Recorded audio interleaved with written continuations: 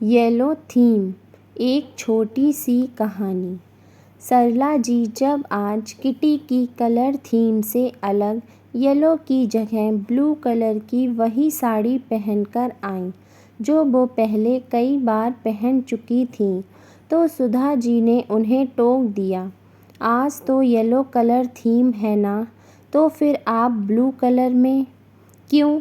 अगर थीम से अलग रहूँगी तो किटी से बेदखल कर दी जाऊँगी क्या? हो सकता है मेरे पास येलो कलर के पहनने लायक कोई कपड़े ना हों तो? सरला जी ने सहज भाव से कहा, अरे नहीं नहीं, आपके बिना कभी पार्टी हुई है जो अब होगी। आप जो मर्जी पहनकर आएं, मैं तो बस यूं ही पूछ रही थी। सरला जी को छोड़कर सभी ने पीला रंग पहना हुआ था। किटी पार्टी शुरू हुई और तभी एक दूसरे के ड्रेस सेंस और कलर थीम को लेकर बातें चल पड़ी।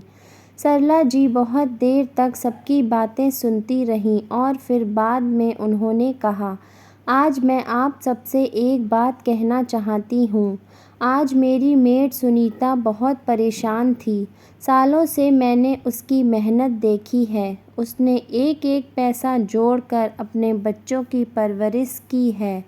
अब सरला जी की बात सुनकर सब चुप हो गए, पर अचानक से सरला जी का किसी काम वाली के बारे में यूँ बात करना किसी के गले नहीं उतरा।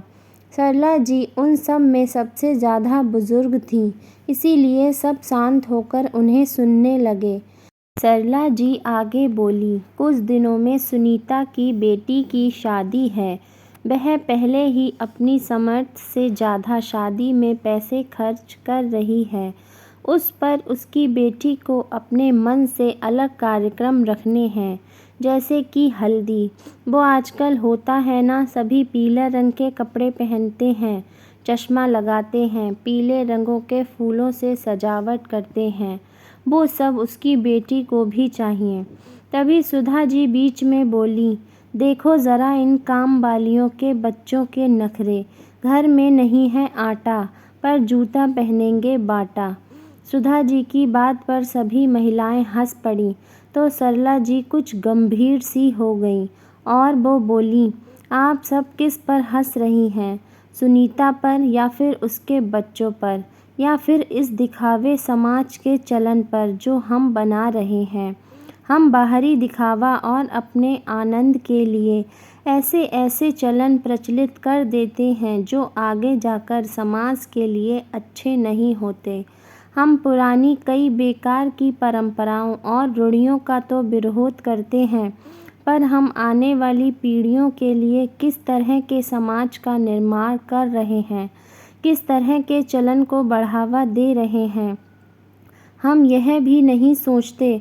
दो पल को सभी महिलाओं में चुप्पी सी छा गई और फिर मिसेस शर्मा, जो किटी के लिए सब तय करती थीं, वह बोली, सरला जी, आपने हमारी आंखें खोल दीं। हम भूल गए थे कि हम पैसे वाले हैं तो क्या, हमारा पूरा समाज तो हर तरह के वर्ग से मिलकर बनता है। हमें ऐसी बातों को बढ़ावा नहीं देना चाहिए जो समाज के हर वर्ग के लिए हितकारी ना हो।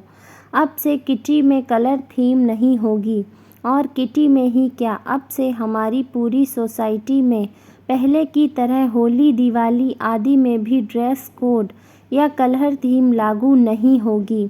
आप लोगों के पास जो भी उपलब्ध हो, आप पहनकर आ सकती हैं। फिर क्या? वहाँ उपस्थित सभी महिलाएं जोरदार तालियों से मिसेस शर्मा और सरला जी के विचारों का समर्थन करने लगीं। दोस्तों, आपको यह कहानी कैसी लगी, हमें कमेंट करके ज़रूर बताएं। यदि कहानी पसंद आई हो तो लाइक करें, शेयर करें और चैनल को सब्सक्राइब करना ना भूलें।